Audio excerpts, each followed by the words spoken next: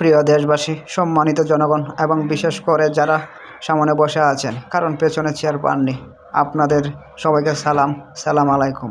আজ আমি আপনাদের সামনে দাঁড়িয়েছি একটি ঐতিহাসিক ঘোষণা দেওয়ার জন্য, যে ঘোষণা এতই গুরুত্বপূর্ণ আমি নিজেও কখনো বুঝে উঠতে পারিনি।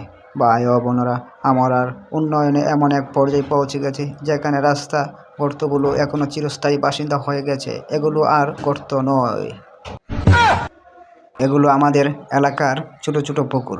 আমি কথা দিচ্ছি, যদি আপনারা আমাকে আবারও সুযোগ দেন তাহলে এমন উন্নয়ন করব যে ঘরে বসে আপনারা যানজটের অনুভূতি পাবেন।